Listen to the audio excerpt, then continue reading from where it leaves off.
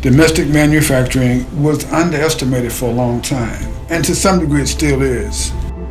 We can't afford to have our manufacturing operations shut down by shortages from other countries. Many small businesses have been challenged with getting product out through the pandemic. We did experience disruption as it related to materials and inputs, primarily steel. And we're still seeing significant activity with regard to pricing in that market. There needs to be some stability in that part of our business. We faced several challenges on the supply chain. We've had issues with port availability, material availability, lead times that are stretching out, not weeks, but months. Are there domestic sources so we can respond quicker, work closer proximity-wise to us, so we're not hinged on things that need to come in from Asia or even Europe? Having domestic supply is extremely important from a quality standpoint because you can readily assess quality level of the componentry you're obtaining. I want the best. I want to make the best. So therefore, I want to know that I have a relationship with the producer. The more people that I have resource-wise, the better my chances are of finding a solution. And local just seems to be more tangible.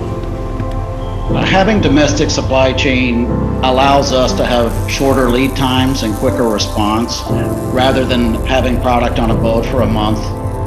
If we have a weak supply chain, then it impacts our customers as well as impacts us.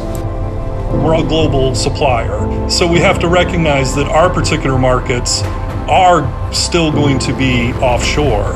But from a supply chain and a raw materials perspective, to be able to compete in a global market, we need to be able to cut down our lead time on the front end because we understand we're going to have a lead time on the back end. We monitor and partner long-term with suppliers, and their quality and our quality is outstanding. There's a reason for that. We can work together on issues to continually improve the product quality, and it makes a difference if you're speaking with someone in the region versus, halfway across the world.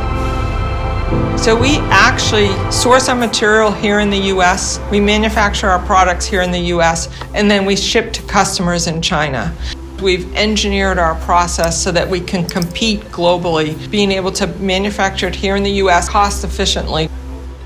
If we lose the ability to, one, have family farms, but two, to be able to manufacture our own foodstuffs in order to feed our communities and our country, we're going to be stuck importing all of our food. It's only going to cost us more and more money, and we're going to have less control over the quality.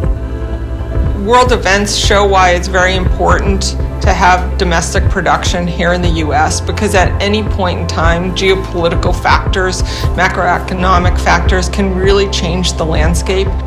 So there's a tremendous amount of partnering that we're doing with local suppliers, long-term agreements in partnership with them to sustain product at a low cost out of the United States.